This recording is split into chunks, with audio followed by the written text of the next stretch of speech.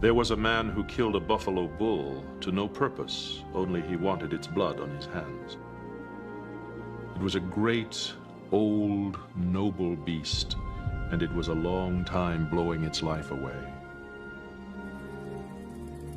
On the edge of the night, the people gathered themselves up in their grief and shame. Away in the west, they could see the hump and spine of the huge beast, which lay dying along the edge of the world.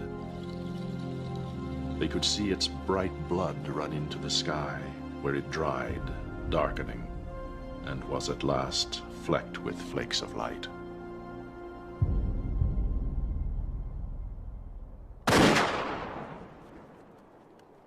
The thing we had to have, we businessmen with rifles, was one-shot kills. We based our success on the overwhelming stupidity of the buffalo. Unquestionably, the stupidest game animal in the world. If you wounded the leader, the rest of a herd, whether it was 3 or 30, would gather around her and stupidly mill. All you had to do was pick them off one by one. I once took 269 hides with 300 cartridges. Adventurous? No more than shooting a beef critter in the barnyard. It was a harvest. We were the harvesters. Frank H. Meyer.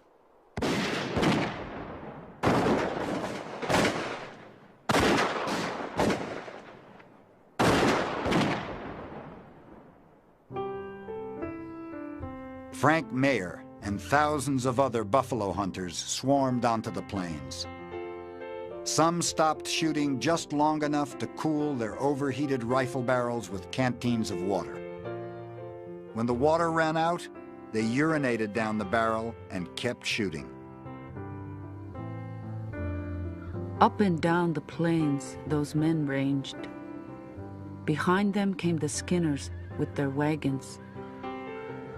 They piled the hides and bones into the wagons until they were full, and then took their loads to the new railroad stations to be shipped east to market. Sometimes there would be a pile of bones as high as a man, stretching a mile along the railroad track. All lady horse. 32 million pounds of buffalo bones made their way from the plains to eastern factories, where they were ground into fertilizer. Buffalo horns were turned into buttons, combs, knife handles. Hooves became glue. All across western Kansas, the slaughter went on.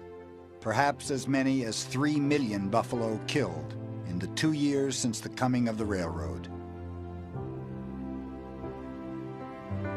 Where there were myriads of buffalo the year before, there were now myriads of carcasses.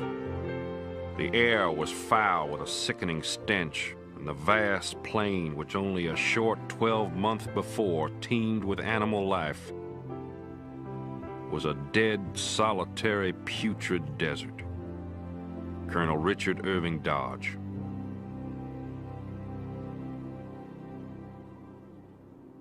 Many Americans grew alarmed at the extent of the slaughter. In the spring of 1874, Congress passed a law to protect the buffalo. But President Ulysses S. Grant refused to sign it, and the killing continued. Hunters had already moved south of Kansas, onto hunting grounds reserved by treaty for the Indians. The government did nothing to stop them, and even provided the hunters with free ammunition.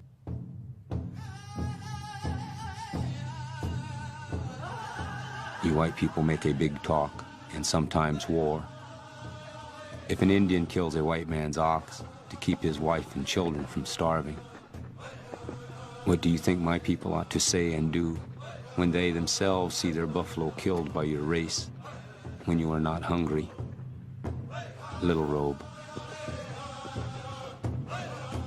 The Indians sensed that we were taking away their birthright and that with every boom of a buffalo rifle, their tenure on their homeland became weakened, and that eventually they would have no homeland and no buffalo. So they did what you and I would do if our existence were jeopardized. They fought.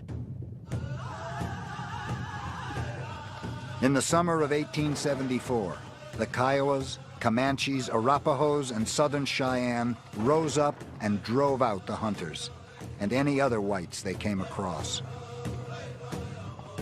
General Philip Sheridan ordered a massive campaign, deploying 5 columns of troops to pursue the Indians relentlessly during the summer and fall, depriving them of rest or the opportunity to hunt.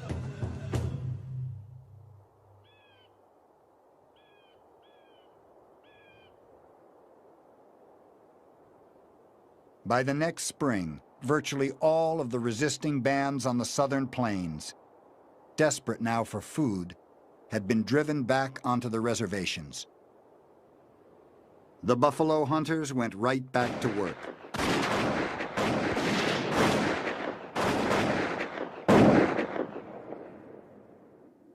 Within a year, the herd on the southern plains had virtually disappeared.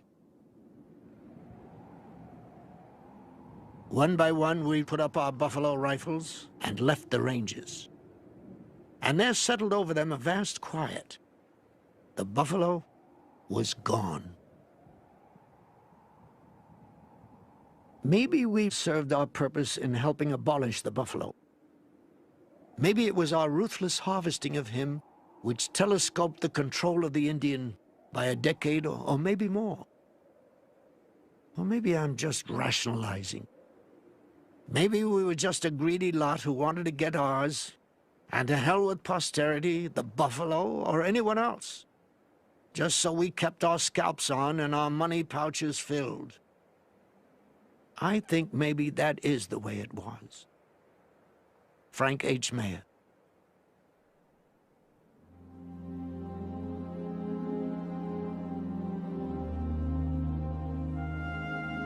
It would be hard to imagine anything more deeply hurtful than the loss of something ineffably sacred. One can only guess and imagine. We can't know what that is now, but certainly a confusion. First of all, I suppose, why is this happening? Why are you killing the buffalo? That we do that, of course, but we do it in order to survive, and we do it in a sacred manner. But this wholesale slaughter must have been first confusing, and then, a devastation, a wound in the heart that we cannot conceive of now. The buffalo saw that their day was over. They could protect their people no longer. Sadly, the last remnant of the great herd gathered in council and decided what they would do. One young woman got up very early, and peering through the haze, she saw the last buffalo herd appear like in a spirit dream. Straight to Mount Scott, the leader of the herd walked. Behind him came the cows and their calves and the few young males who had survived. As the woman watched, the face of the mountain opened. Inside Mount Scott, the world was green and fresh, as it had been when she was a small girl. The rivers ran clear, not red. Into this world of beauty the buffalo walked, never to be seen again.